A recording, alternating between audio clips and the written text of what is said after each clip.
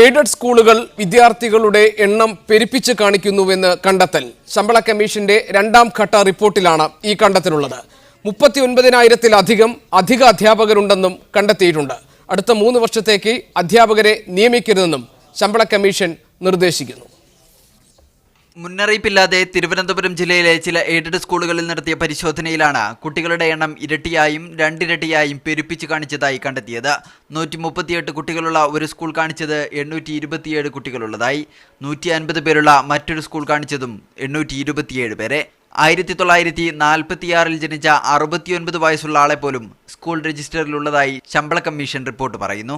അധ്യാപകരുടെ എണ്ണം നിർണ്ണയിക്കാനുള്ള പരിശോധനയ്ക്ക് വേണ്ടിയാണ് മാനേജ്മെന്റുകൾ എണ്ണം പെരുപ്പിച്ച് കാണിക്കുന്നതെന്നും കമ്മീഷൻ കുറ്റപ്പെടുത്തുന്നു. IPC 120B, 465, 468, 471 എന്നീ വകുപ്പുകൾ പ്രകാരം മാനേജ്മെന്റുകൾ ക്രിമിനൽ കുറ്റകൃത്യമാണ് കാണിക്കുന്നതെന്നും കമ്മീഷൻ പറയുന്നു. പെരുപ്പിച്ച കണക്കനുസരിച്ച് തന്നെ ഗവൺമെന്റ് എയ്ഡഡ് സ്കൂളുകളിലായി 39,870 അധിക അധ്യാപകരുണ്ട്. ഇവർക്കായി സംസ്ഥാന ബജറ്റിൽ പ്രതിവർഷം 1,435 കോടി രൂപയുടെ അധിക സാമ്പത്തിക ബാധ്യതയാണ് ഉണ്ടാകുന്നത്. അടുത്ത 3 വർഷത്തേക്ക് അധ്യാപക നിയമനം നടത്തരുതെന്നും കമ്മീഷൻ നിർദ്ദേശിക്കുന്നു. കള്ളത്തരത്തിലൂടെ നിയമനം നേടിയ അധ്യാപകരെ പുറത്താക്കി മാനേജ്മെന്റിനെതിരെ കേസെടുക്കണം. അധികമുള്ള അധ്യാപകരെ ഒഴിവാക്കാൻ KER ചട്ടങ്ങൾ ഭേദഗതി ചെയ്യണം. ജോലിയില്ലാതെ ശമ്പളം കൈപ്പറ്റുന്ന അധ്യാപകരെ മറ്റ് സർക്കാർ വകുപ്പുകളുടെ സേവനത്തിന് ഉപയോഗിക്കണമെന്നും കമ്മീഷൻ നിർദ്ദേശിച്ചു. മീഡിയ 1 തിരുവനന്തപുരം. ഈ വിഷയം ചർച്ച ചെയ്യാൻ സ്പെഷ്യൽ എഡിഷനിൽ ഇന്നെൻ്റെ അതിഥികൾ മുഹമ്മദ് അനീഷ് IAS, മുൻ DPI, കൊച്ചി സ്റ്റുഡിയോയിൽ എത്തിയിട്ടുണ്ട്. എയ്ഡഡ് സ്കൂൾ മാനേജേഴ്സ് അസോസിയേഷന്റെ സംസ്ഥാന പ്രസിഡന്റ് ഫാദർ മാത്യു ചന്ദ്രംകുന്നേൽ കോട്ടയം ബ്യൂറോയിൽ, AKSTUയുടെ ജനറൽ സെക്രട്ടറി N ശ്രീകുമാർ ആലപ്പുഴയിൽ, KSTUവിൻ്റെ സംസ്ഥാന പ്രസിഡന്റ് CP ചെറിയ മുഹമ്മദ് എന്നോടൊപ്പം ന്യൂസ് ഫ്ലോറിലുമുണ്ട്. ശ്രീ മുഹമ്മദ് അനീഷ്, ശമ്പള കമ്മീഷന്റെ കണ്ടെത്തൽ പ്രകാരം നിരവധി എയ്ഡഡ് സ്ഥാപനങ്ങൾ കുട്ടികളുടെ എണ്ണം പെരുപ്പിച്ച് കാണിക്കുന്നു. അധികമുള്ള അധ്യാപകരുടെ പുനർവിന്യാസം പൂർത്തിയാകുന്നവരെ നിയമനം നിർത്തിവെക്കണമെന്നൊരു ശുപാർശയുണ്ട്. വലിയ രീതിയിലുള്ള ക്രമക്കേട്, തട്ടിപ്പ്, അതോടൊപ്പം തന്നെ ക്രിമിനൽ കുറ്റകൃത്യം നടത്തുന്നു ഇവിടുത്തെ എയ്ഡഡ് മേഖലയിലെ വിദ്യാഭ്യാസ സ്ഥാപനങ്ങൾ എന്ന കണ്ടെത്തൽ. ഇത് സർക്കാരിന് നേരത്തെ അറിയാമായിരുന്നു. എന്താണ് ഈ സ്ഥിതിവിശേഷത്തിന് കാരണം? ഇതെങ്ങനെ നേരിടും?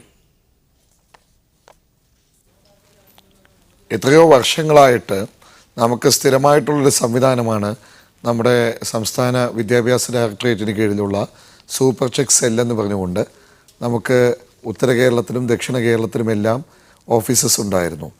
അവരുടെ വ്യക്തമായിട്ടുള്ള ജോലി എന്ന് പറയുന്നത് എയ്ഡഡ് സ്കൂളുകളിൽ പരിശോധന നടത്തുവാനും അവിടുത്തെ വിദ്യാർത്ഥികളുടെ യഥാർത്ഥ എണ്ണവും അവിടെ പെരുപ്പിച്ച് കാണിക്കുന്നുണ്ടോ എന്ന് നോക്കിയിട്ട് അതിനനുസൃതമായി നോട്ടീസ് നൽകുകയും പിന്നീട് DPIയുടെ ഹിയറിംഗും എല്ലാം നടത്തിയിരുന്നു.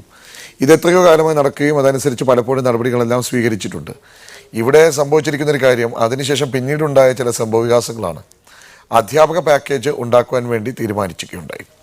അപ്പോൾ അതിനുവേണ്ടി നമ്മൾ UID, പിന്നെ യുണീക്ക് ഐഡൻറ്റിഫിക്കേഷൻ നമ്പറും മറ്റുമൊക്കെ വിദ്യാർത്ഥികൾക്ക് കൊടുത്തു. ഇപ്പോഴത്തെ ശമ്പള പരിഷ്കാര കമ്മീഷൻ്റെ റിപ്പോർട്ടിൻ്റെ അടിസ്ഥാനത്തിൽ മനസ്സിലാക്കാൻ സാധിക്കുന്നത് അഡീഷണൽ ഡയറക്ടറും മറ്റും നടത്തിയ പരിശോധനയിൽ ഇത്തരത്തിൽ ഈ പറയുന്ന UIDയെ പോലും വാസ്തവത്തിൽ എങ്ങനെയോ മറികടന്നുകൊണ്ട് കുട്ടികളുടെ എണ്ണം പെരുപ്പിച്ചു കാണിക്കുന്ന തരത്തിലുള്ള സ്കൂൾ മാനേജ്മെൻറ്റുകളുണ്ടെന്നും അതിനെതിരെ നടപടികൾ സ്വീകരിക്കണമെന്നുമാണ്. അങ്ങനെ നടപടികൾ സ്വീകരിക്കണമെന്നുണ്ടെങ്കിൽ ശക്തമായിട്ടും നിയമപ്രകാരമുള്ള നടപടി സ്വീകരിക്കേണ്ടതാണ്.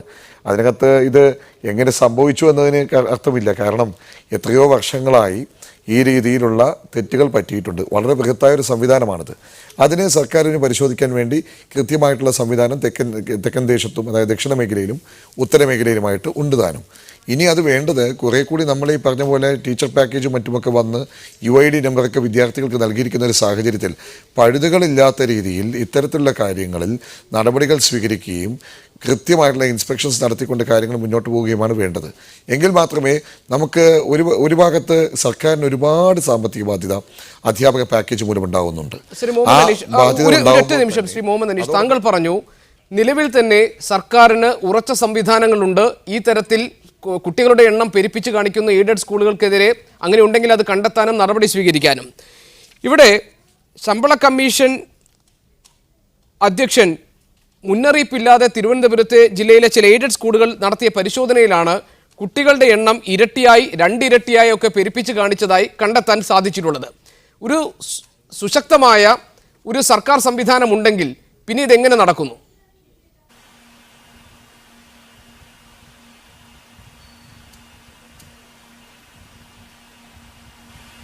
വർഷങ്ങളായി തന്നെ ഇതേ രീതിയിൽ സൂപ്പർ ചെക്ക് സെല്ലുകൾ എല്ലാ കാലത്തും പരിശോധിച്ചിട്ടുള്ള സ്ഥാപനങ്ങളാണ്.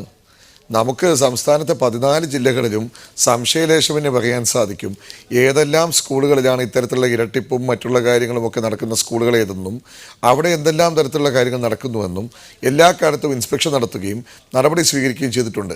എന്നാൽ സംഭവിക്കുന്നത് പലപ്പോഴും ഏതെങ്കിലും കോടതി ഉത്തരവിൻ്റെയോ മറ്റോ ബലത്തിൽ ഈ കാര്യങ്ങളിൽ ഒരു വിട്ടുവീഴ്ച ചെയ്യേണ്ടതായിട്ട് ഗവൺമെൻറ്റിന് വന്നിട്ടുണ്ട് എന്ന് വെച്ചതുകൊണ്ട് ഈ പ്രശ്നങ്ങൾ അവിടെ അവസാനിക്കുന്നില്ല. കൃത്യമായിട്ടും ഇത്തരത്തിലുള്ള പുഴുക്കത്തുകൾ ഒന്നൊന്നായിട്ട് ഇല്ലായ്മ ചെയ്തെങ്കിൽ മാത്രമേ നമുക്ക് സമൂഹത്തോട് ഉത്തരം പറയാൻ സാധിക്കുകയുള്ളൂ. ഒരു കടുത്ത ബാധ്യത ഗവൺമെൻറ് മുമ്പിലുണ്ട്. എല്ലാവർക്കും അറിയാവുന്ന പോലെ സാമ്പത്തിക സ്ഥിതി വളരെ മോശമാണ്. ഈ സാഹചര്യത്തിൽ വെറുതെ അങ്ങ് ശമ്പളം കൊടുത്തുകൊണ്ട് എല്ലാവരെയും കൂടെ ഈ സംവിധാനത്തിന് മുന്നിൽ നിർത്താമെന്നും അങ്ങനെ മുന്നോട്ട് നീക്കാമെന്നും എയ്ഡഡ് സ്കൂൾ മാനേജ്മെൻറ്റ് പോലും വിചാരിക്കുമെന്ന് എനിക്ക് തോന്നുന്നില്ല. അധ്യാപക സംഘടനകൾ ഒന്നും തന്നെ ഇക്കാര്യത്തിൽ ഒരു കാരണവശാലും ഇത്തരത്തിലുള്ള പരിപാടികൾ അനുകൂലിക്കുമെന്നും ഞാൻ വിചാരിക്കുന്നില്ല. അതുകൊണ്ട് നമുക്ക് വേണ്ടത് ഇത്തരത്തിലുള്ള സ്കൂളുകൾ, ഇപ്പോൾ ശമ്പള പരിഷ്കാര കമ്മീഷൻ ചെയർമാൻ കണ്ട സ്കൂളുകൾ എന്ന് പറയുന്നത് മുൻപ് കാലത്ത് ഇതേ സ്കൂളുകൾ തന്നെ പലവട്ടം സൂപ്പർ ചെക്ക് സെല്ലുകൾ പരിശോധിച്ചിട്ടുള്ള സ്കൂളുകളാണ്. എനിക്ക് നല്ലതുപോലെ അറിയാവുന്ന സ്കൂളുകൾ തന്നെയാണ്. അവിടെ പരിശോധന നടത്തിയിട്ടുമുണ്ട്. അവിടെയൊക്കെ തന്നെ ഓരോ തവണയും വളരെ ശക്തമായ റിപ്പോർട്ടുകൾ വന്നിട്ടുണ്ട്. ഓരോ കാലത്തും നിയമപ്രകാരമുള്ള നടപടികളും മറ്റും സ്വീകരിച്ചുകൊണ്ട് ആ ഒരു നെറ്റിൽ നിന്ന് മെല്ലെ മെല്ലെ രക്ഷപ്പെട്ടു നിന്നിട്ടുള്ള സ്കൂളുകളായിരിക്കാം. അത് പരിശോധിക്കേണ്ടതായിട്ടുണ്ട്. അല്ല, ഇതിൽ കമ്മീഷൻ തന്നെ പറയുന്നത് ശ്രീ മുഹമ്മദ് അനീഷ്, ഇത് IPC 120B 465 468 471 ഈ വകുപ്പുകൾ പ്രകാരം ക്രിമിനൽ കുറ്റമാണ് ഈ മാനേജ്മെന്റുകൾ ചെയ്യുന്നതെന്നാണ്. അങ്ങനെ ക്രിമിനൽ കുറ്റം ഈ വകുപ്പ് പ്രകാരം ശിക്ഷിക്കാൻ അർഹതയുള്ള ക്രിമിനൽ കുറ്റം ചെയ്യുന്ന മാനേജ്മെന്റുകൾക്ക് ഇവിടെ എങ്ങനെ തുടർന്നു പോകാൻ കഴിയുന്നു? താങ്കൾ പറയുന്നത് പോലെ ഇത് കണ്ടെത്തി നടപടി സ്വീകരിക്കുന്നുണ്ടെങ്കിൽ ഇതുണ്ടാകാൻ പാടില്ല. അതിന് പകരം ഇത് നിർബാധം നടക്കുന്നു. ആരുടെ ഒത്താശയോടെ? അല്ല, ഇവിടെ ഒരു ഒത്താശയുടെ പ്രശ്നമല്ല. നമ്മൾ മനസ്സിലാക്കേണ്ടത് സംസ്ഥാനത്ത് 65% അധ്യാപകരും എയ്ഡഡ് മേഖലയിൽ ജോലി ചെയ്യുന്നവരാണ്. ഈ എയ്ഡഡ് മേഖലയിൽ ജോലി ചെയ്യുമ്പോൾ അതാത് കാലത്തുള്ള പ്രൊപ്പോർഷൻ, അതായത് ടീച്ചർ സ്റ്റുഡൻറ്റ് റേഷ്യോ, ഇതെല്ലാം വെച്ചുകൊണ്ട് നമ്മുടെ അധ്യാപകരുടെ എണ്ണം നിശ്ചയിക്കുകയും അതനുസരിച്ച് പ്രൊട്ടക്ഷൻ കൊടുക്കുകയും എല്ലാം ചെയ്തിട്ടുണ്ട്. ഇതൊക്കെ എപ്പോഴുമുള്ള കൃത്യമായ നിയമം വെച്ചാണ്. അതിലുപരിയായിട്ട് ഇത്തരത്തിലുള്ള വൈകല്യങ്ങൾ ഉണ്ടായിട്ടുണ്ടെങ്കിൽ അത് കണ്ടെത്തിക്കൊണ്ട് നടപടി സ്വീകരിക്കുന്ന കാര്യത്തിൽ അമാന്തമുണ്ടെങ്കിൽ അത് പരിഹരിക്കണം, ഇല്ലെന്ന് പറയുന്നില്ല. പിന്നെ IPC സെക്ഷൻസ് വെച്ചുകൊണ്ട് നടപടിയെടുക്കണമെന്ന് വ്യക്തമായിട്ട് ഹൈക്കോടതി ജഡ്ജി കൂടിയായിരുന്ന ശമ്പള പരിഷ്കാര കമ്മീഷൻ ചെയർമാൻ പറയുന്നുവെങ്കിൽ തീർച്ചയായിട്ടും അതിൽ വാസ്തവമുണ്ട്. അങ്ങനെ തന്നെ ആകട്ടെ എന്നേ എനിക്ക് പറയാനുള്ളൂ. ഞാൻ താങ്കളിലേക്ക് തിരിച്ചു വരാം. ഫാദർ മാത്യു ചന്ദ്രംകുന്നേൽ, ഇത് പുതിയൊരു ആരോപണമല്ല, പുതിയൊരു കണ്ടെത്തലുമല്ല.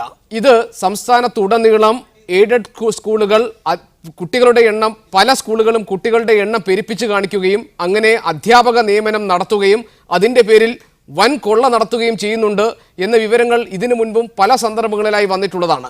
സർക്കാരിനെ കബളിപ്പിച്ചുകൊണ്ട് ഈ രീതിയിൽ ഇനി അധികം നാൾ മുന്നോട്ട് പോകാൻ കഴിയുമോ? എന്തുകൊണ്ടാണ് ഇത്തരം കാര്യത്തിൽ നിങ്ങൾക്കുള്ളിൽ നിന്ന് തന്നെ ഒരു പരിശോധനയും ഇത് സംബന്ധിച്ചൊരു വ്യക്തതയും ഉണ്ടാകാത്തത്? ഇത് സംബന്ധിക്കുന്ന പരിശോധന നടത്തേണ്ടത് സർക്കാരാണ്. എയ്ഡഡ് മാനേജ്മെന്റ് സ്കൂളുകളിൽ തസ്തികകൾ വർദ്ധിപ്പിക്കുകയും സർക്കാരിനെ കബളിപ്പിച്ച് പണമുണ്ടാക്കുകയും ചെയ്യുന്നു എന്ന ആരോപണം സത്യസന്ധമാണെങ്കിൽ തീർച്ചയായും അവർ നിയമത്തിന് മുമ്പിൽ കൊണ്ടുവരപ്പെടേണ്ടവരാണ്, നിയമാനുസൃതം ശിക്ഷിക്കപ്പെടേണ്ടവരാണ്. അപ്പോൾ എവിടെയെങ്കിലും ഒറ്റപ്പെട്ട സ്ഥാപനങ്ങളിൽ ഇങ്ങനെ ആരോപണമുണ്ടായിട്ടുണ്ടെങ്കിൽ എല്ലാ മാനേജ്മെന്റുകളും അങ്ങനെയാണ് എന്ന് പറയുന്നത് മാനേജ്മെന്റുകളോടുള്ള വെല്ലുവിളിയായിട്ടാണ് ഞാൻ കരുതുക. എല്ലാ മാനേജ്മെന്റുകളും ഒരുപോലെ സുതാര്യമായി പ്രവർത്തിക്കുന്നുവെന്ന പക്ഷവും എനിക്കില്ല. ഒരു കാര്യം ഉറപ്പിച്ചു പറയാൻ ഞാൻ ആഗ്രഹിക്കുകയാണ്. ഞാൻ പ്രതിനിധാനം ചെയ്യുന്നത് ക്രൈസ്തവ മാനേജ്മെന്റുകളുടെ ഒരു അസോസിയേഷനെയാണ്.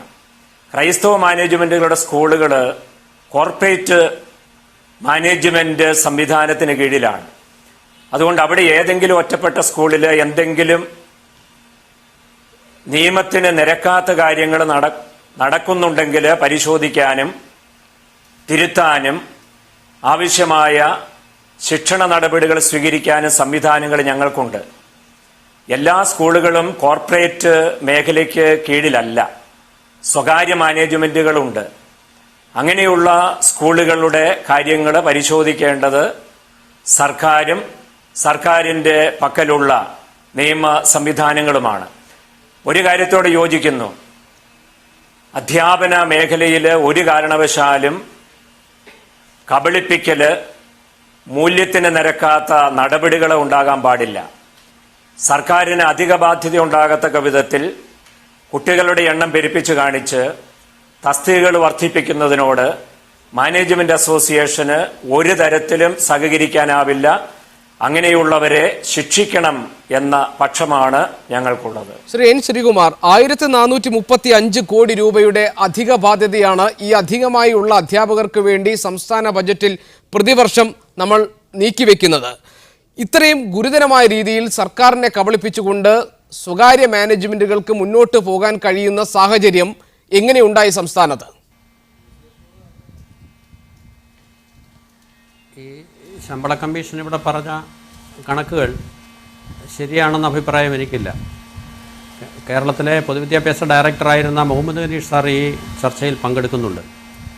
അദ്ദേഹം സൂചിപ്പിച്ചു, ഏറെക്കുറെ ശാസ്ത്രീയമായ സംവിധാനം ഇങ്ങനെ കുട്ടികളുടെ എണ്ണം പെരുപ്പിച്ച് കാണിച്ച് അധ്യാപകരെ നിയമിക്കാൻ വേണ്ടിയുള്ള സാഹചര്യം ഒഴിവാക്കാൻ കഴിയുന്ന ഏറെക്കുറെ ശാസ്ത്രീയമായ സംവിധാനം കേരളത്തിൽ നിലനിൽക്കുന്നുണ്ട് എന്ന് അദ്ദേഹം സൂചിപ്പിച്ചു.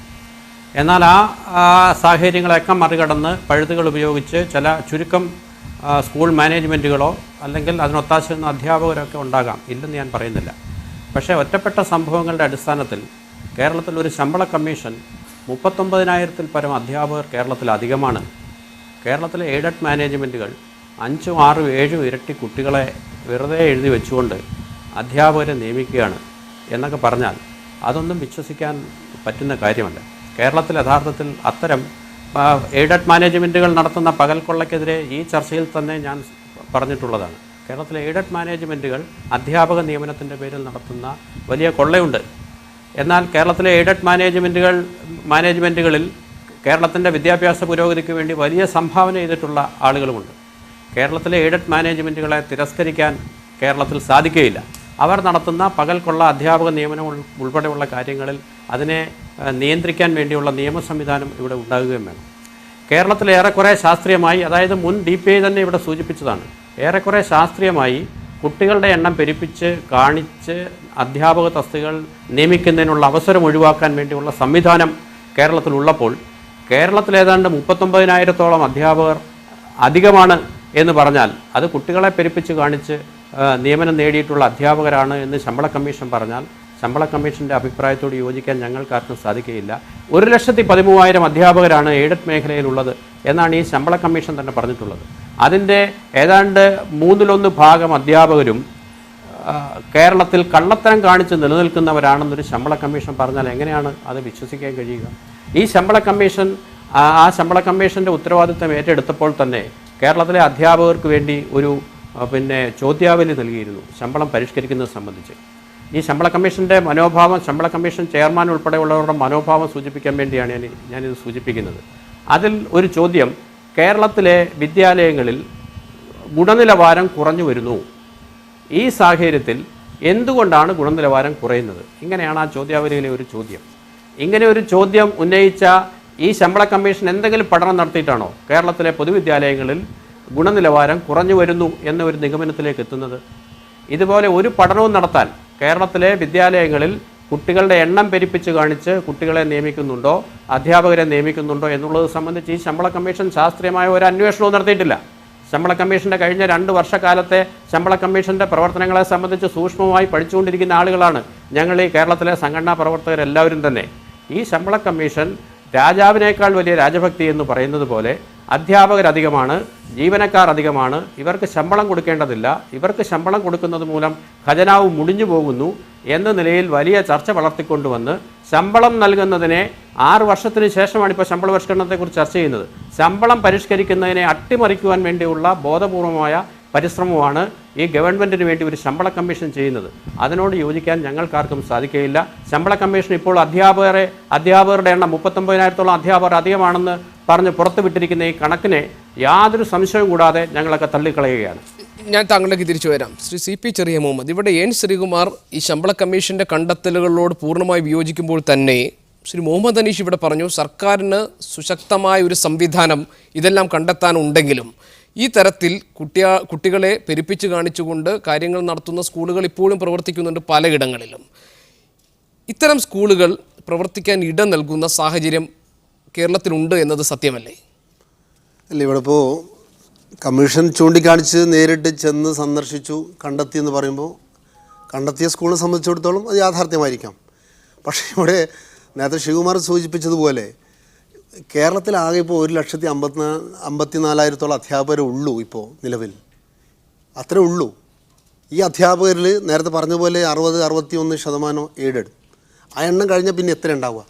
ഇതിൽ 39,870 അധ്യാപകർ ബോഗസാണ്, ഇതൊരു തട്ടിപ്പായി ശമ്പളം വാങ്ങുന്നൊക്കെ പറഞ്ഞു കഴിഞ്ഞാൽ അതെങ്ങനെ വിശ്വസിക്കാൻ ആ 39,000 കണക്ക് മാറ്റിവെക്കും. യെസ്, ആ 39,000 കണക്ക് മാറ്റിവെച്ചാലും ഈ തരത്തിൽ അധ്യാപക ഉള്ളതിനേക്കാൾ കൂടുതൽ വിദ്യാർത്ഥികളെ പെരുപ്പിച്ച് കാണിച്ചുകൊണ്ട് അധ്യാപക നിയമനം നടത്തുന്നു, അതിന്റെ പേരിൽ പകൽ കൊള്ള നടത്തുന്നു എന്നത് സത്യമല്ലേ? അല്ല, അത് മാനേജ്മെന്റിന്റെ പ്രതിനിധിയാണ് അതിന് മറുപടി പറയേണ്ടത്. ഞാനൊരു കാര്യം പറയുന്നു, ഇത് പൂർണ്ണമായും കുറ്റമറ്റ രൂപം നടക്കുന്ന നമ്മൾ ആരും ന്യായീകരിക്കുന്നില്ല. കാരണം ചിലയിടത്ത് നടക്കുന്നുണ്ടാവും, ചിലയിടത്ത് നടക്കുന്നുണ്ട് എന്നുള്ള തെളിവാണല്ലോ ഇപ്പോൾ ചൂണ്ടിക്കാണിച്ച്. പക്ഷേ ഇത് എത്ര എണ്ണം? ഇവിടെ ഈ എണ്ണം പറഞ്ഞുകൊണ്ട് കേരളത്തിലാകെ ഇങ്ങനെയാണ് നടക്കുന്നത്, എല്ലാ വിദ്യാലയവും ഇങ്ങനെയാണ്, കേരളത്തിലെ അധ്യാപകരെല്ലാം ഇങ്ങനെ സാമാന്യവൽക്കരിച്ച് പോകുന്ന ഒരു സാഹചര്യം അതൊരിക്കലും ശരിയല്ലല്ലോ. അതേസമയം ഇവിടെ ശമ്പള കമ്മീഷൻ നമുക്കറിയാം, ജസ്റ്റിസ് രാമചന്ദ്രൻ നായർ അദ്ദേഹം 2ാം റിപ്പോർട്ട് കൊടുത്തപ്പോൾ വെച്ച പല സതുദ്ദേശപരമായ നിർദ്ദേശങ്ങളുണ്ട്. പക്ഷേ ആ കൊടുത്ത അന്ന് തന്നെ മുഖ്യമന്ത്രിക്ക് ഇത് സബ്മിറ്റ് ചെയ്ത സമയത്ത് ഞാനവിടെ ഉണ്ടായിരുന്നു.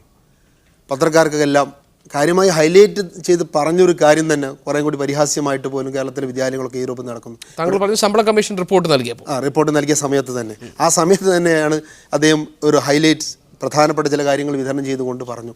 വിദ്യാഭ്യാസം ഇപ്പോൾ കേരളത്തിലെ വിദ്യാലയങ്ങളെക്കുറിച്ചാണ്. അതിൽ തന്നെ പറഞ്ഞ എണ്ണങ്ങളിൽ ഏതാണ്ട് 12,000 വിദ്യാലയങ്ങളിൽ എണ്ണക്കുറവെന്ന് പറഞ്ഞാൽ ആകെ 12,000 വിദ്യാലയം കേരളത്തിലുള്ളൂ. 12,000 ചില്ലാനും ഏതാണ്ട് 13,000 വിദ്യാലയം കേരളത്തിലാകെ ഉള്ളൂ.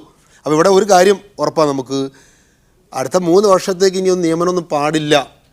ഇതെല്ലാം കൂടി ഈ എക്സസ് ആയിട്ടുള്ള അധ്യാപകരുടെ നിയമനം എല്ലാം അവരെ റീപൂൾ ചെയ്തതിന് ശേഷം മതി എന്നൊക്കെ പറഞ്ഞു കഴിഞ്ഞാൽ കേരളത്തിൽ വിദ്യാഭ്യാസം എങ്ങനെ നടക്കും, എങ്ങനെ മുന്നോട്ട് പോകും? അപ്പോൾ ഞാൻ പറയുന്നത് ഈ കമ്മീഷൻ്റെ റിപ്പോർട്ടിൻ്റെ അടിസ്ഥാനത്തിൽ ഗവൺമെൻറ് അടിയന്തരമായി ഒരു അന്വേഷണത്തിന് ഉത്തരവിടണം. ഇങ്ങനെ കാരണം ഒന്ന് EID നടപ്പിലാക്കി, അത് കഴിഞ്ഞ് UID നടപ്പിലാക്കി, ഇനി പൂർണ്ണമായും കുറ്റമറ്റ രൂപത്തിൽ മാത്രം. ഇനി അതുകൊണ്ടാണല്ലോ തള്ളയാണ്ടൽ നിർത്തൽ ചെയ്തു. ഇനി ഒരിക്കലും എവിടെയും മിസ്യൂസിങ് നടക്കില്ല. നേരത്തെ അനീഷ് സാറോട് പറഞ്ഞതുപോലെ ഈ സൂപ്പർ ചെക്ക് സെല്ലുകൾ അവർ പരിശോധിക്കുന്നു. ഈ പരിശോധന ഒക്കെ കൊണ്ട് അതിനെയും കടത്തി വെട്ടിക്കൊണ്ട് ചില മാനേജ്മെൻറ്റ് ഉണ്ടെങ്കിൽ ആ മാനേജ്മെൻറ്റിനെതിരെ ഈ പറഞ്ഞ പോലെ ഇന്ത്യയിലെ ഏത് ശിക്ഷാ നിയമമാണോ അവർക്ക് പ്രയോഗിക്കേണ്ടത് ആ നിലക്ക് പ്രയോഗിച്ച് തന്നെ നടപടി ഉണ്ടാവണം. ശ്രീ മുഹമ്മദ് അനീഷ്, ഇവിടെ ഈ പറഞ്ഞ വ്യക്തികൾ പറയുന്നത് പോലെ, ഈ ചർച്ചയിൽ പങ്കെടുത്തവർ പറയുന്നത് പോലെ ഈ വിദ്യാർത്ഥികളുടെ എണ്ണം പെരുപ്പിച്ച് കാണിക്കുന്നു എന്ന കമ്മീഷന്റെ കണ്ടെത്തൽ തന്നെ പെരുപ്പിക്കപ്പെട്ടതാണ് എന്ന അഭിപ്രായം താങ്കൾക്കുണ്ടോ? അല്ല, ഒരു കാര്യം ഞാൻ പറയാം. കേരളത്തിലെ വിദ്യാഭ്യാസ രംഗത്തെ പറ്റി അത്യാവശ്യമൊക്കെ ആഴത്തിൽ പോകാൻ സാധിച്ച ഒരു ഉദ്യോഗസ്ഥരെന്ന നിലയിൽ എനിക്ക് പറയാൻ സാധിക്കും, നമ്മൾ ഈ സാമാന്യവൽക്കരണത്തിലേക്ക് പോകുന്നത് വളരെ അപകടകരമാണ്. വെറുതെ ഏതെങ്കിലും 1, 2 എവിടെയോ ഉള്ള ചില ദൃഷ്ടാന്തങ്ങൾ മാത്രം എടുത്തു വെച്ചുകൊണ്ട് അതൊരു സാമാന്യവൽക്കരണം, സാമൂഹ്യശാസ്ത്ര പഠനം മോശമായി പോയി, അല്ലെങ്കിൽ ഭാഷാ പഠനം മോശമായി എന്നൊക്കെ പറയുന്നതൊക്കെ ഒരു മൗഢ്യമാണെന്നാണ്, വിഡിത്തമാണെന്നാണ് എനിക്ക് പറയാനുള്ളത്. കാരണം കൃത്യമായിട്ടുള്ള എംപിരിക്കൽ ഡേറ്റയും വ്യക്തമായിട്ടുള്ള ഡീറ്റെയിൽസും ഇല്ലാതെ ഒരു തരത്തിലുള്ള അപഗ്രഥനവും കേരളത്തിലെ വിദ്യാഭ്യാസ മേഖലയെ പറ്റി പൂർണ്ണമാവുകയില്ല. ഇത്തരം കാര്യങ്ങളിൽ സർക്കാരിന് തന്നെ സംശയമുണ്ട്, അതല്ലെങ്കിൽ സർക്കാരിന് തന്നെ ഇത്തരം കാര്യങ്ങളിൽ ഒരു ധാരണയുണ്ട് എന്നതുകൊണ്ടല്ലേ അധ്യാപക പാക്കേജ് നടപ്പാക്കുമ്പോൾ അധ്യാപക നിയമനത്തിന് മുൻകൂർ അനുമതി വേണമെന്നൊരു വ്യവസ്ഥ അത് പിന്നീട് കോടതി നീക്കം ചെയ്തെങ്കിൽ പോലും സർക്കാർ മുന്നോട്ട് വെച്ചത്? അല്ല, അങ്ങനെയല്ല അതുണ്ടായത്.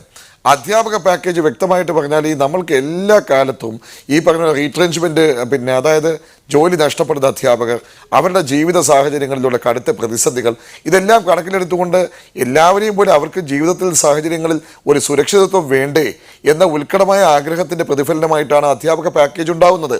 എന്നാൽ ഈ അധ്യാപക പാക്കേജ് ഉണ്ടാകുമ്പോൾ സ്വാഭാവികമായിട്ടും അത് മുതലെടുക്കുന്ന തരത്തിലുള്ള ഒരു സമീപനം ആരും സ്വീകരിക്കരുത്.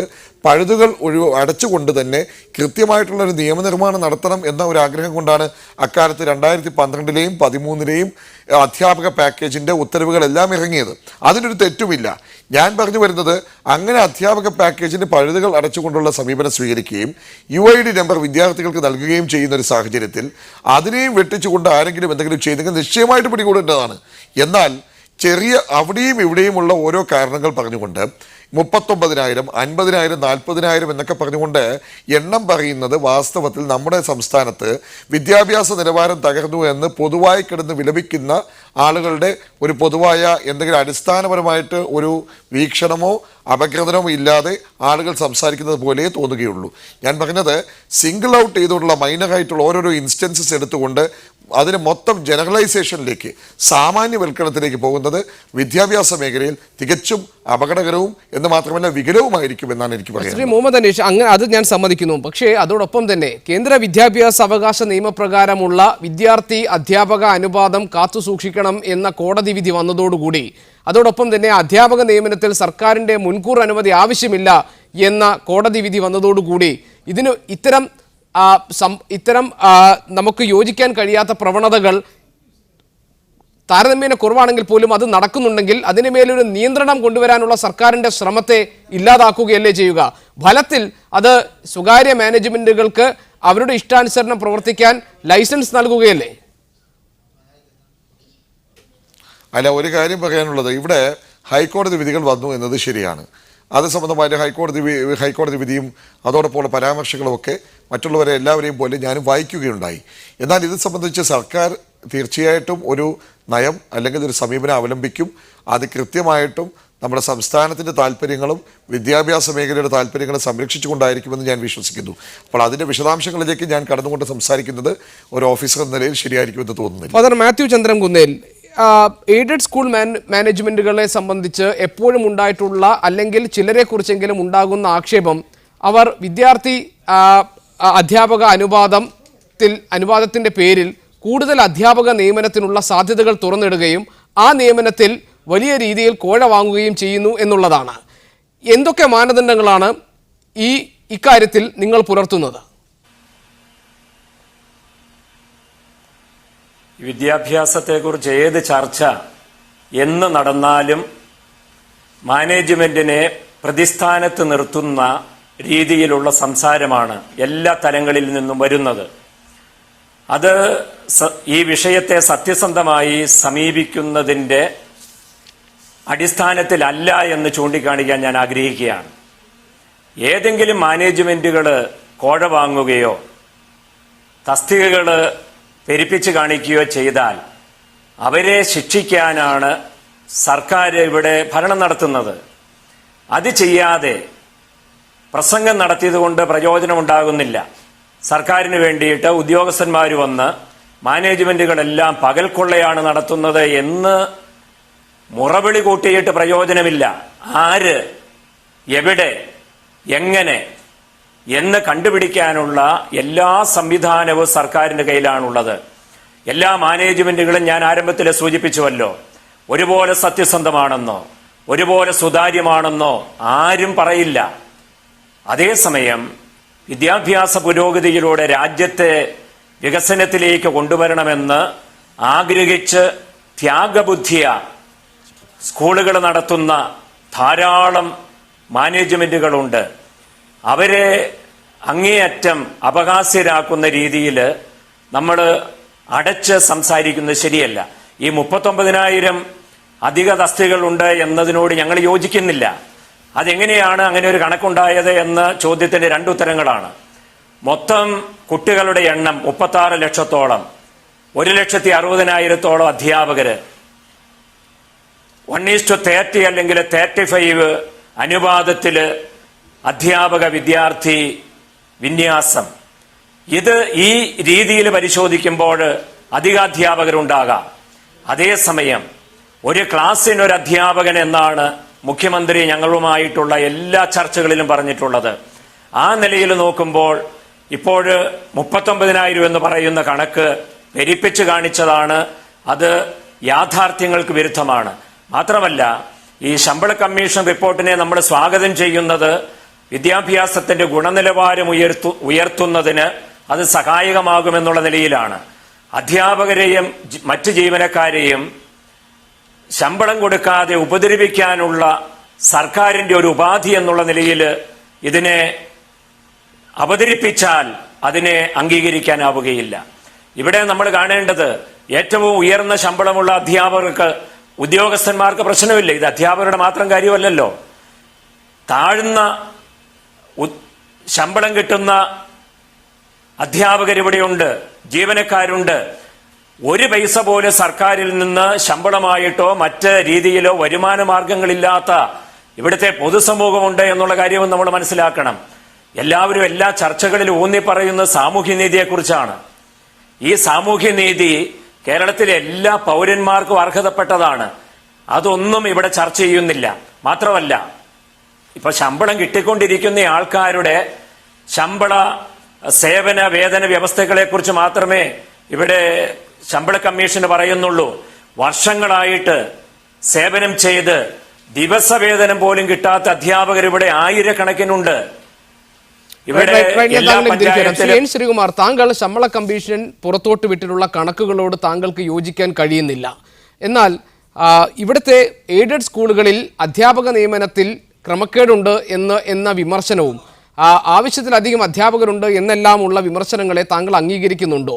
അധ്യാപക നിയമനം PSCക്ക് വിടണം എന്ന ആവശ്യത്തെ ഈ ഘട്ടത്തിൽ നമ്മൾ അനുഭാവപൂർവ്വം പരിഗണിക്കേണ്ട ഒന്നല്ലേ? തീർച്ചയായിട്ടും വളരെ പ്രസക്തമായ ചോദ്യമാണ്. കേരളത്തിൽ അധ്യാപക നിയമനം PSCക്ക് വിടണം, എയ്ഡഡ് മേഖലയിലെ അധ്യാപക നിയമനം PSCക്ക് വിടണം എന്ന് ആവശ്യമുന്നയിക്കുന്ന ഒരു സംഘടനയുടെ പ്രതിനിധിയാണ് ഞാൻ. കഴിഞ്ഞ ഇടതുപക്ഷ മുന്നണി ഗവൺമെൻറ്റിൻ്റെ കാലത്ത് ഗവൺമെൻറ് നിയോഗിച്ച ഒരു KER പരിഷ്കരണ സമിതിയിൽ അംഗമായിരുന്ന ആളാണ് ഞാൻ. ആ KER പരിഷ്കരണ സമിതി അന്നത്തെ ഗവൺമെൻറ്റിനോട് ഏറ്റവും പ്രധാനപ്പെട്ട ശുപാർശ നൽകിയത് നിലവിലുള്ള എയ്ഡഡ് മേഖലയിലെ നിയമനങ്ങൾ ഒരു സ്റ്റാറ്റ്യൂട്ടറി അതോറിറ്റിയുടെ കീഴിൽ കൊണ്ടുവരണം എന്നാണ്. PSCയോ PSCക്ക് തുല്യമായ ഏതെങ്കിലും തിരഞ്ഞെടുക്കുന്ന അതോറിറ്റിയുടെയോ കീഴിൽ ഈ നിയമനം കൊണ്ടുവന്ന് മെറിറ്റും അതുപോലെ തന്നെ സാമൂഹ്യനീതി ഉറപ്പാക്കണം എന്ന അതിശക്തമായ അഭിപ്രായം ഉന്നയിക്കുന്ന ഒരു സംഘടനയുടെ പ്രതിനിധിയാണ് ഞാൻ. പക്ഷേ ഇവിടെ ഈ ശമ്പള കമ്മീഷൻ ഉന്നയിച്ചിരിക്കുന്നത് കേരളത്തിലെ എയ്ഡഡ് മേഖലയിലെ അധ്യാപക നിയമനവുമായി ഇവിടെ കൂട്ടിച്ചേർത്ത് ചർച്ച ചെയ്യേണ്ട ഒരു വിഷയമാണെന്ന് എനിക്ക് തോന്നുന്നില്ല.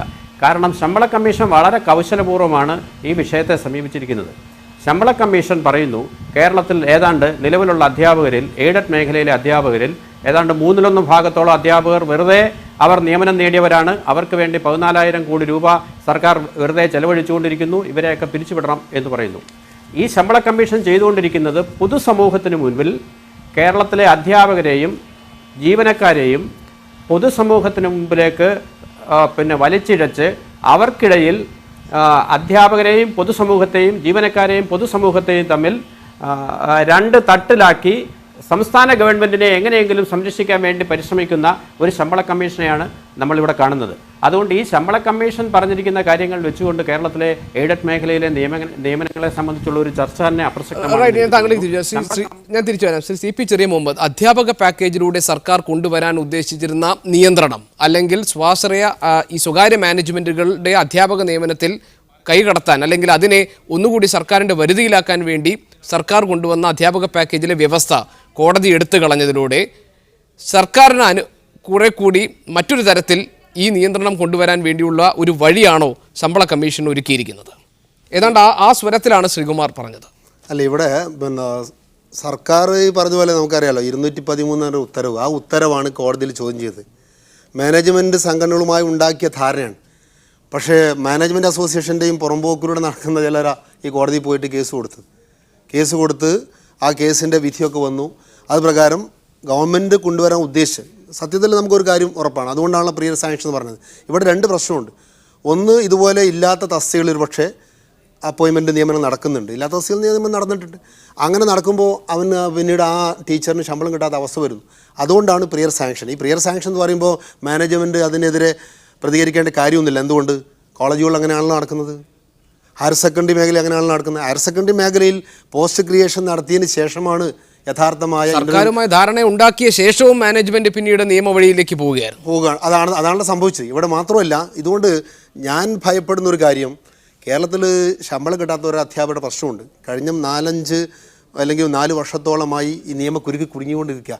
ഇവിടെ ശമ്പളത്തിന് പരിഹാരം ഗവൺമെൻറ് ആലോചിക്കുന്ന സമയത്താണ് ഇടിവെട്ടേറ്റം എന്നെ പാമ്പ് കടിച്ചു എന്ന് പറഞ്ഞതുപോലെ ഇതിനു വേണ്ടി ഞങ്ങൾ ഉൾപ്പെടെ ഇതിനു വേണ്ടി ഓടി നടക്കുന്ന സമയത്താണ് ശമ്പള കമ്മീഷൻ ആസ്ഥാനത്ത് അനാവശ്യമായി ഈ ഒരു പ്രതികരണം ഉണ്ടാക്കിയിട്ടുള്ളത്. അപ്പോൾ അതിനർത്ഥം ഗവൺമെൻറ് ശമ്പളം കിട്ടാത്ത അധ്യാപകന് ശമ്പളം കൊടുക്കാനും വേണ്ടിയുള്ള ശ്രമങ്ങളുമായി മുന്നോട്ട് പോകുമ്പോൾ ഒരുപക്ഷെ അടുത്ത ക്യാബിനറ്റിൽ ഈ ചർച്ച വരുമ്പോഴാണ് ഇവിടെ വേസ്റ്റായിട്ട് സർക്കാരിൻ്റെ പൊതുഖജനാവ് കൊള്ളയടിക്കപ്പെടുന്നു എന്നുള്ള ഒരു ധ്വനി ഉണ്ടാക്കിയിട്ടുള്ളത്. ഞാൻ വീണ്ടും പറയുന്നു, 40% കേരളത്തിലെ എയ്ഡഡ് സ്കൂൾ അധ്യാപകർ ഇങ്ങനെ അവർ എന്താ പറയുക നിയമവിരുദ്ധമായി നിയമിക്കപ്പെട്ടിരുന്ന അവിടെ പറഞ്ഞുകൊണ്ടിരിക്കുന്നത്. ഒരു കാര്യം സത്യമാണ്, കേരളത്തിൽ ഇപ്പോൾ റേഷ്യോ പരിശോധിക്കുമ്പോൾ എനിക്ക് തോന്നുന്നത് 22 കുട്ടികൾക്ക് ഒരു അധ്യാപകൻ ഉണ്ടാവും. കേരളത്തിലെ പൊതു റേഷ്യോ പരിശോധിക്കും, കാരണം ജനസംഖ്യയിൽ ഉണ്ടായിട്ടുള്ള കുറവ്, അതിൽ മറ്റു കാര്യങ്ങളൊക്കെ ഉണ്ട്. പകരമായി ഇതെല്ലാം വെച്ചുകൊണ്ട് ഇപ്പോൾ പ്രവർത്തിച്ചുകൊണ്ടിരിക്കുന്ന അധ്യാപകരൊക്കെ ഇങ്ങനെയാണെന്ന് പറയാൻ ഒരിക്കലും കഴിയില്ല. മാത്രമല്ല ഞാനൊരു കാര്യം കൂടി പറയാം, ബഹുമാനപ്പെട്ട ഈ കമ്മീഷൻ്റെ ശ്രദ്ധയിൽ കൊണ്ടുവരാൻ ഉദ്ദേശിക്കുകയാണ്. ഈ ഹൈക്കോടതിയുടെ ഡിസംബർ 17 വിധിയിൽ, ആ വിധിയിൽ പറഞ്ഞു education is A serious business എന്നാണ് അത് വിധി പ്രസ്താവത്തിൻ്റെ തുടക്കം. ഈ സീരിയസ് ബിസിനസ്സായ എഡ്യൂക്കേഷനിലെ അവർ പറയുന്നു, ഒന്ന് ഇതിൻ്റെ റെസിപ്പിയൻസ് ഉണ്ട്, അത് ഇതിൻ്റെ അച്ചീവ് കിട്ടുന്നൊരു വിഭാഗം വിദ്യാർത്ഥികളാണ്. അതുപോലെ തന്നെ വേറെ വിഭാഗമുണ്ട്, അത് ഇതിൻ്റെ റിട്ടേൺ, അത് ഓർഗനൈസേഷൻ. പക്ഷേ ലൂസർ വൺ എന്നാണ് കോടതി പറഞ്ഞത്. ലൂസർ വൺ അത് ആക്ച്വലി ദേ ഇമ്പാർട്ട്, അവരാണ് യഥാർത്ഥത്തിൽ ഈ വിദ്യാഭ്യാസത്തിൻ്റെ നടത്തിപ്പുകാർ, ദ ടീച്ചേഴ്സ് എന്ന് കോടതി പറയുമ്പോൾ ടീച്ചേഴ്സ് എന്നത് അത്ര ഉന്നതമായ ഒരു പരികല്പന നൽകുമ്പോൾ ഇവിടെ ടീച്ചേഴ്സിന് ഏറ്റവും മോശമായി. ഞാൻ താങ്കളിലേക്ക് തിരിച്ചു വരാം. ശമ്പള കമ്മീഷന്റെ കണ്ടെത്തലിൽ പ്രകടമാകുന്നത് എയ്ഡഡ് സ്കൂളുകളിലെ നിയമനക്കൊള്ളയോ? ചർച്ചയിലേക്ക് മടങ്ങി വരാം ചെറിയൊരു ഇടവേളയ്ക്ക് ശേഷം. ശമ്പള കമ്മീഷന്റെ കണ്ടെത്തലിൽ പ്രകടമാകുന്നത് എയ്ഡഡ് സ്കൂളുകളിലെ നിയമനക്കൊള്ളയോ? ഈ വിഷയത്തിൽ ഇന്ന് ചർച്ചയ്ക്കുള്ളത് Muhammad Aneesh IAS, father Mathew Chandramkunnel, N Sreekumar, CP Cheriya Muhammad എന്നിവരാണ്. ശ്രീ മുഹമ്മദ് അനീഷ്, ഇവിടെ ശമ്പള കമ്മീഷൻ നൽകിയിട്ടുള്ള ചില ശുപാർശകൾ, സർക്കാരിന് നൽകിയിട്ടുള്ള സമർപ്പിച്ചിട്ടുള്ള ശുപാർശകളിൽ ഒന്ന് പൊതുവിദ്യാഭ്യാസ higher secondary, vocational higher secondary ഡയറക്ടറേറ്റുകളെ ലയിപ്പിച്ച് സ്കൂൾ ഡയറക്ടറേറ്റ് രൂപവൽക്കരിക്കണം എന്നുള്ളതാണ്. സ്വാഗതം ചെയ്യപ്പെടാവുന്ന ഒരു നിർദ്ദേശമല്ലേ ഇത്? അല്ല, ഇത് മുൻപ് കാലത്ത് തന്നെ ഈ കാര്യത്തെ പറ്റിയൊക്കെ വിശദമായിട്ടുള്ള കുറേ ചർച്ചകൾ ഉണ്ടായിട്ടുണ്ട്. നമ്മുടെയൊക്കെ ആത്യന്തികമായ ലക്ഷ്യം നമ്മുടെ ഡയറക്ടറേറ്റ് ഓഫ് പബ്ലിക് ഇൻസ്ട്രക്ഷനും ഹയർ സെക്കൻഡറി എഡ്യൂക്കേഷൻ ഡയറക്ടറേറ്റും വൊക്കേഷണൽ ഹയർ സെക്കൻഡറി എഡ്യൂക്കേഷൻ ഡയറക്ടറേറ്റും സംയോജിപ്പിച്ചുകൊണ്ട് സ്കൂൾ എഡ്യൂക്കേഷൻ ഡയറക്ടറേറ്റ് വേണമെന്നൊക്കെ മുൻകാലങ്ങളിൽ കഴിഞ്ഞ മന്ത്രിസഭയുടെ സമയത്തും ഇത്തരത്തിലുള്ള ചർച്ചകളുണ്ടായിരുന്നു. ഇവിടെ നമ്മൾ മനസ്സിലാക്കേണ്ടത് കഴിയുന്നതും ഒരു ഇൻ്റഗ്രേറ്റഡ് ആയിട്ടുള്ളൊരു സമീപനം നമ്മുടെ സ്കൂൾ വിദ്യാഭ്യാസ രംഗത്ത് വേണമെന്ന കാര്യത്തിൽ ഒരു സംശയവുമില്ല. പല ഡയറക്ടറേറ്റുകളായിട്ട് നിലകൊള്ളുന്നതും ഇവിടെ യുവജനോത്സവം ഒരുമിച്ച് നടത്താൻ തന്നെ തീരുമാനിച്ചതും അതനുസരിച്ച് കാര്യങ്ങൾ മുന്നോട്ട് കൊണ്ടുപോയതും എല്ലാം തന്നെ അതിൻ്റെ ഭാഗമായിട്ടാണ്. അത് നാളേക്ക് വാസ്തവത്തിൽ ചൂണ്ടുപലകയാണെന്നേ പറയാൻ എനിക്ക് സാധിക്കുള്ളൂ. കൂടുതൽ ചർച്ചകൾക്ക് വിധേയമാക്കേണ്ടതുണ്ട്. അതിൻ്റെ വരുംവരായികൾ നോക്കണം. അതിലുപരിയായിട്ടൊരു പ്രധാനപ്പെട്ട കാര്യമാണ്, നമ്മുടെ ഈ സ്കൂളുകളിലൊക്കെ ഹെഡ് മാസ്റ്റർ എന്ന് പറയുന്ന വ്യക്തമായിട്ടുള്ളൊരു ഒരു എൻറ്റിറ്റി ഉണ്ട്. ഹൈസ്കൂളുകളിൽ പ്രിൻസിപ്പൾ എന്ന് പറഞ്ഞുകൊണ്ട് ഹയർ സെക്കൻഡറിയിൽ നിന്ന് വരുന്ന വ്യക്തിത്വവുമുണ്ട്. ഇവർ രണ്ടുപേരും തമ്മിലുള്ള ക്ലാഷ് തന്നെയാണ് പലപ്പോഴും പല സ്കൂളുകളിലും വലിയ ബുദ്ധിമുട്ടുണ്ടാക്കുന്നു എന്ന കാര്യം കൂടി സൂചിപ്പിച്ചുകൊള്ളട്ടെ. അതുകൊണ്ട് തന്നെ ഇക്കാര്യം കൂടുതൽ ചർച്ചാ വിധേയമാക്കേണ്ടതാണ് എന്ന് മാത്രമേ ഞാൻ പറയുള്ളൂ. ഫാദർ മാത്യു ചന്ദ്രൻകുന്നേൽ, ഇവിടെ അധ്യാപക പാക്കേജിൻ്റെ കാര്യത്തിൽ സർക്കാരിന് തിരിച്ചടി ഉണ്ടായത് കേന്ദ്ര വിദ്യാഭ്യാസ അവകാശ നിയമപ്രകാരം ഉള്ള അനുപാതം നടപ്പാക്കണം എന്ന കാര്യത്തിൽ കൂടിയാണ്.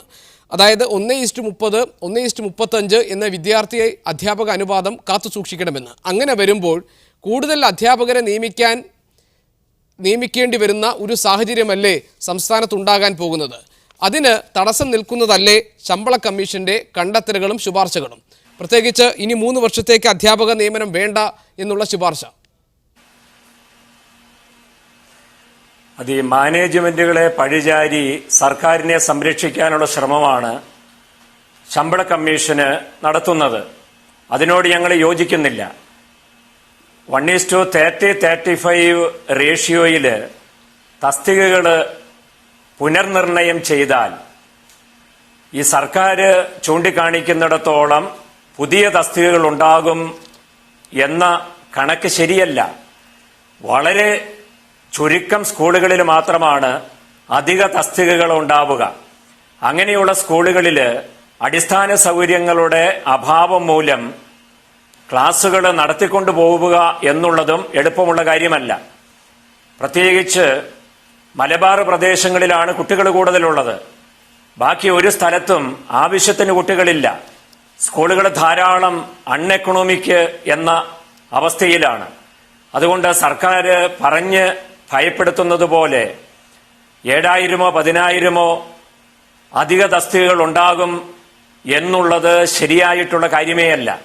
ഇപ്പൊ ഈ അധ്യാപക ബാങ്കിനെ കുറിച്ചൊക്കെ എപ്പോഴും പറയുന്നുണ്ടല്ലോ, അതിപ്പോഴും സാങ്കല്പികമാണ്, യാഥാർത്ഥ്യമായിട്ടില്ല.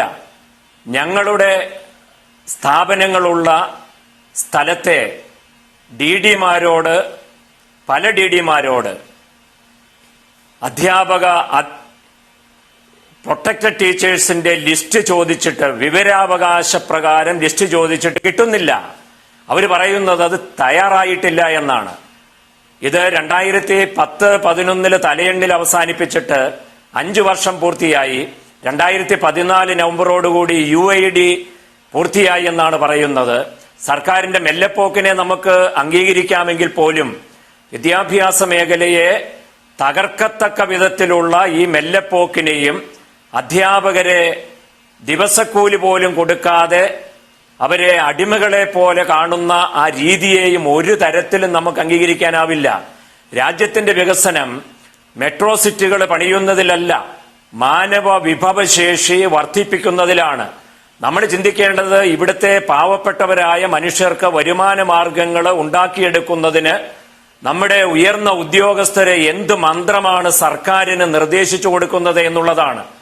ഏറ്റവും ഉയർന്നവർക്ക് കൂടുതൽ ശമ്പളം കൊടുക്കുകയും അല്ലാത്തവരെ താഴ്ന്ന നിലയിൽ തന്നെ നിലനിർത്തുകയും ചെയ്യുന്ന കമ്മീഷൻ റിപ്പോർട്ടിനെ കേരള സമൂഹം അംഗീകരിക്കുമെന്ന് കരുതാനേയാവില്ല.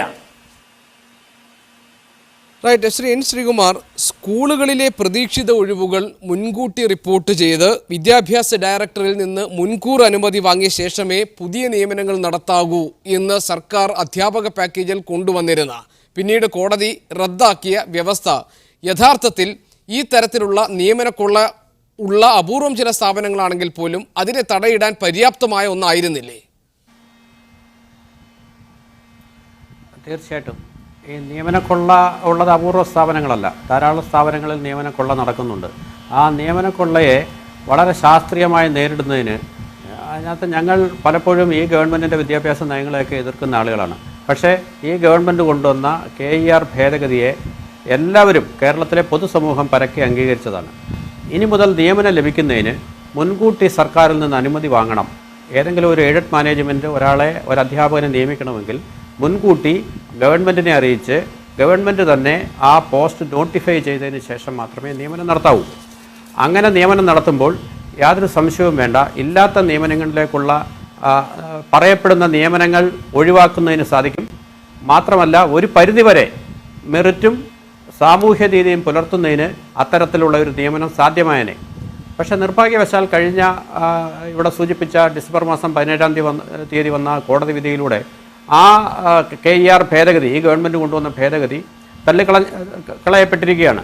ഞങ്ങളൊക്കെ സംശയിക്കുന്നത് ഈ ഗവൺമെൻറ് തന്നെ കൊണ്ടുവന്ന ഈ ഭേദഗതിയെ നിലനിർത്താൻ കോടതിയിൽ അതിനുവേണ്ടി ശാസ്ത്രീയമായി വാദഗതികൾ ഉന്നയിച്ച് നിലനിർത്താൻ വേണ്ടിയുള്ള യാതൊരുവിധമായ നടപടിയും ഗവൺമെൻറ് തന്നെ സാധിച്ചില്ല. ഗവൺമെൻറ്റിൻ്റെ വക്കീൽ എന്താണ് കോടതിയിൽ പറയുന്നത്, ഇക്കാര്യത്തിൽ പറഞ്ഞിട്ടുള്ളത് എന്നുള്ളതിനെ സംബന്ധിച്ച് കേരളത്തിലെ പൊതുവിദ്യാഭ്യാസ സ്നേഹികൾ, വിദ്യാഭ്യാസ കൊള്ളയ്ക്കെതിരെ പോരാടുന്ന എല്ലാ ആളുകളും സംശയിക്കുന്നുണ്ട്. ഈ ഗവൺമെൻറ് വളരെ ജാഗ്രതയോടെ ഇടപെട്ടിരുന്നെങ്കിൽ ഈ ഭേദഗതി നിലനിർത്താൻ തീർച്ചയായും സർക്കാരിന് സാധിക്കുമായിരുന്നു. അത് കേരളത്തിൽ ഈ വിദ്യാഭ്യാസ കൊള്ളയ്ക്ക് ഒരു മറുപടി, സർക്കാർ നടത്തുന്ന ഇത്തരം നീക്കങ്ങളെ മാനേജ്മെന്റുകൾ അട്ടിമറിക്കുകയാണോ, അതല്ല സർക്കാരിന് തന്നെ ഒരു അലംഭാവം ഇത്തരം കാര്യങ്ങളിലുണ്ടോ? N. ശ്രീകുമാർ. അല്ല, സർക്കാരിന് അലംഭാവം ഇല്ല എന്ന് ശ്രീകുമാരോട് പറഞ്ഞല്ലോ. കാരണം പഴയ ഗവൺമെൻറ് ഒന്നും ചെയ്തിട്ടില്ലല്ലോ. KER അമെൻഡ് ചെയ്ത് പ്രിയർ സാങ്ഷൻ വേണമെന്നുള്ള തീരുമാനം, ഈ തീരുമാനമല്ലേ എടുത്തത് ഗവൺമെൻറ് എടുത്തത് കോടതി ചോദ്യം ചെയ്യപ്പെടുന്നു. ചോദ്യം ചെയ്യപ്പെടാൻ നമുക്കറിയാം, ഇന്ത്യയിൽ നിൽക്കുന്ന ഭരണഘടന പ്രകാരം ചിലർക്കൊക്കെയുള്ള ചില അവകാശങ്ങൾ വെച്ചുകൊണ്ട് ചോദ്യം ചെയ്യപ്പെടുന്നു. ഇവിടെ ഒരു കാര്യം ഉറപ്പാണ്, നമുക്ക് ഈ കേരളത്തിൽ നമുക്കറിയാം ഈ മാനേജ്മെൻറ്റുകൾ, ഇപ്പോൾ ഞാൻ നേരത്തെ പറഞ്ഞു, ഈ മാനേജ്മെൻറ്റ് എന്ന് പറഞ്ഞാൽ മാനേജ്മെൻറ്റ് മൊത്തം അസോസിയേഷനല്ല, ചിലരെങ്കിലും പോയിട്ട് കോടതി ചോദ്യം ചെയ്ത് കേന്ദ്ര നിയമം അവകാശം കിട്ടണമെന്ന് പറയാം. ഈ കിട്ടണമെന്ന് പറയുന്നവർക്ക് അവർക്ക് ഒരു വിദ്യാലയം നടത്താനുള്ള സൗകര്യം പോലും ഇല്ലാത്തവരാണ് പോകുന്നത്. പക്ഷേ അവർക്ക് അനുകൂലമായി വിധി ലഭിക്കുന്നു എന്നുള്ളത് അത് ഗവൺമെൻറ് കുറ്റം പറഞ്ഞിട്ട് കാര്യമില്ല. കാരണം അതൊക്കെ വേറെ എന്തോ എനിക്ക് മനസ്സിലാവുന്നില്ല. എന്താവട്ടെ ഒരു കാര്യം ഉറപ്പാണ്, ഞാനൊരു കാര്യം പറയുന്നു. ഇവിടെ നമ്മൾ ഈ ചർച്ച തുടങ്ങി വെച്ച ഒരു കാര്യമുണ്ട്. കേരളത്തിലെ അധ്യാപക സമൂഹത്തിൻ്റെ ഇവിടെ വിലയിടിച്ച് കാണിക്കുന്ന രൂപത്തിൽ റിപ്പോർട്ടിൽ ഒരുപാട് നല്ല കാര്യങ്ങളുണ്ട്. നമ്മളതിനെ സ്വാഗതം ചെയ്യുന്നു. വർക്കിംഗ് അവേഴ്സിൻ്റെ കാര്യത്തിൽ, അതുപോലെ തന്നെ അസസ്മെൻറ്റിൻ്റെ കാര്യത്തിൽ, പെർഫോമൻസ് രാഷ്ട്രീയ പ്രവർത്തനങ്ങളുടെ കാര്യങ്ങളൊക്കെ നിയന്ത്രണങ്ങൾ, അതിനൊന്നും ആർക്കും അഭിപ്രായ വ്യത്യാസമല്ല. പക്ഷേ ഇവിടെ ഞാൻ മനസ്സിലാക്കുന്നത് ഇപ്പോൾ 1:45 45 കുട്ടികൾക്ക് ഒരു അധ്യാപകൻ എന്ന കണക്കെടുത്ത് പരിശോധിക്കുമ്പോൾ ആ ഒരു തലത്തിൽ കണക്കെടുത്ത് പരിശോധിച്ചാൽ ചിലപ്പോൾ ഈ പറഞ്ഞതുപോലെ 39,000 ടീച്ചേഴ്സിൻ്റെ എണ്ണത്തിൻ്റെ ഒരു എണ്ണം വർധന കണ്ടിരിക്കാം. സത്യത്തിൽ ഇവിടെ 40, 40, 35, 30 കഴിഞ്ഞ 2011 മുതൽ ഏതാണ്ട് 11,000-ഓളം അധ്യാപകരെ 1:30 നിലനിർത്തിയിട്ടുള്ളത്. അപ്പോൾ ഈ കണക്കുകളെല്ലാം കൂടി വെച്ചുകൊണ്ടായിരിക്കണം ചിലപ്പോൾ കമ്മീഷൻ ഇങ്ങനെ ഒരു അഭിപ്രായം പറഞ്ഞിട്ടുള്ളത്. ഏതായിരുന്നാലും ഒരു കാര്യം ഉറപ്പാണ്, നമുക്ക് ഇത് ലാഭനഷ്ടം നോക്കി നടത്തേണ്ട ഒരു ഇടപാടല്ല വിദ്യാഭ്യാസം. അതുകൊണ്ട് 1812 തിരുവിതാംകൂറിലെ മഹാറാണി ലക്ഷ്മിഭായിയുടെ അവരുടെ പ്രഖ്യാപനം അതായിരുന്നു, ഭാവിയിലേക്കുള്ള നിക്ഷേപമാണ് വിദ്യാഭ്യാസം. അത് കമ്മീഷനായിരുന്നാലും ശരി, സർക്കാരായിരുന്നാലും ശരി, ഭാവിയിലേക്കുള്ള നിക്ഷേപമാണ് വിദ്യാഭ്യാസത്തിനുള്ള ഇൻവെസ്റ്റ്മെൻറ്റാണ് ഈ ഇൻവെസ്റ്റ്മെൻറ്റ്. അതുകൊണ്ട് തന്നെ ലാഭനഷ്ടം നോക്കിയിട്ട് വിദ്യാലയങ്ങൾ അടച്ചുപൂട്ടുന്ന, അല്ലെങ്കിൽ വിദ്യാലയങ്ങൾ ഇല്ലാതാക്കുന്ന, അല്ലെങ്കിൽ മെർജ് ചെയ്യുന്ന, അല്ലെങ്കിൽ അധ്യാപകരെ ഇല്ലാതാക്കുന്ന, ഫ്രീസ് ചെയ്യുന്ന ഒരു സമീപനം. അങ്ങനെ ഫ്രീസ് ചെയ്ത് കഴിഞ്ഞാൽ 3 വർഷം ചില വിദ്യാലയങ്ങളിലേക്ക്, ചില ക്ലാസ്സിലേക്ക് ആരും പോകണ്ടെന്ന് പറഞ്ഞാൽ എന്ത് ചെയ്യാൻ പറ്റും? വിദ്യാഭ്യാസ മേഖലയ്ക്ക് അനുകൂലമായ തീരുമാനങ്ങൾ എടുക്കാൻ സാധിക്കുമെന്ന് നമുക്ക് പ്രതീക്ഷിക്കാം. വളരെയധികം നന്ദി Shri Muhammad Anish, father Mathew Chandramkunnel, N Sreekumar, Shri CP Cheriya Muhammad ഈ ചർച്ചയിൽ പങ്കെടുത്തത്. ഇന്നത്തെ സ്പെഷ്യൽ എഡിഷൻ പൂർണ്ണമാകുന്നു. ഇനി കേരള സമിറ്റ് കാണാം. Good bye, good night.